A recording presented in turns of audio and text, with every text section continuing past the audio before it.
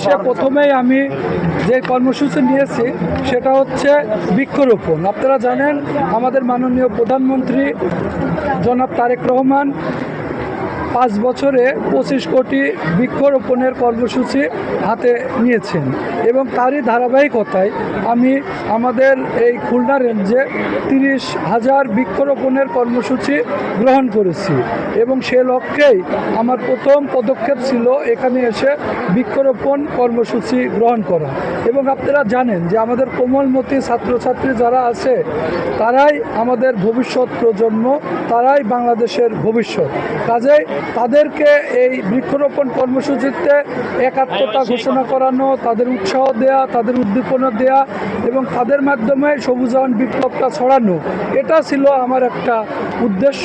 এজন্যই আমি police line স্কুলকে বেছে নিয়েছি এবং এখানকার কোমলমতি ছাত্রছাত্রীদের আপনারা দেখছেন তাদের ক্লাসরুমে যে তাদেরকে আমি যে উৎসাহিত করা, তাদের যে এই গাছ আমাদের কি উপকার দেয়, আমাদের ভবিষ্যৎ বাংলাদেশ টিকে রাখতে হলে সবুজায়নের কি গুরুত্ব রয়েছে, এই বিষয়গুলি আমি তাদের ব্যাখ্যা করে বুঝিয়েছি এবং তাদের উদ্দীপনা ছড়ানোর চেষ্টা করেছি যাতে তারা সবুজের প্রতি আকৃষ্ট হয়। আপনারা জানেন আমাদের কোমলমতি ছাত্রছাত্রী তারা নিজেরা এক সবুজ এবং তাদের হাতে দেখেন অনেক এই দুই সবুজের সমারোহে ভবিষ্যৎ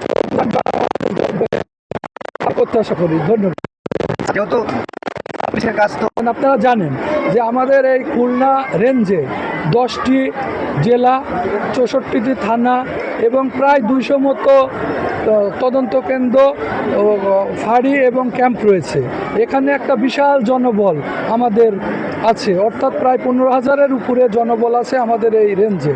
কাজে শুধু গাছ লাগানোর মধ্যে সীমাবদ্ধ না, আমরা যদি পরিবারকে যেভাবে লালন পালন করে সেভাবে যদি গাছের যত্ন নিই তাহলে এই 30,000 গাছ আমরা বেড়ে উঠতে সহায়ক ভূমিকা নিতে পারবো এবং পুলিশ এটা বড় একটা কাজ করবে। আপনারা জানেন আমাদের থানা ফাঁড়ি ক্যাম্পগুলিতে এই গাছ লাগাইলে এর উপকারভোগী তো আমাদের পুলিশও হবে, তারা নিজেরাও হবে। আমাদের ফলজ, বনজ এবং ওষুধি এই 3 ধরনের বৃক্ষই আমরা রোপণ করেছি।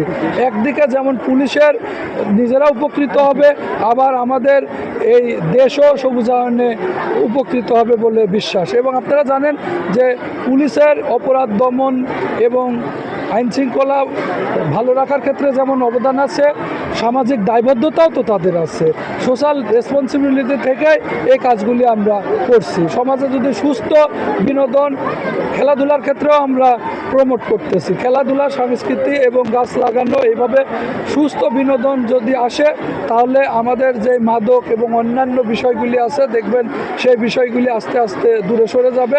একটা সমাজের সুস্থতা আনাই তো পুলিশের কাজ। সেক্ষেত্রে মনে করি বৃক্ষরোপণ বা খেলাধুলার প্রমোট করা বা অন্যান্য সামাজিক দায়বদ্ধতা এটাও পরোক্ষভাবে পুলিশের একটা কাজ বলে আমি মনে করি। ধন্যবাদ। কতগুলো গাছ রোপণ করা হলো এবং কতগুলো গাছ আপনারা শিক্ষার্থীদের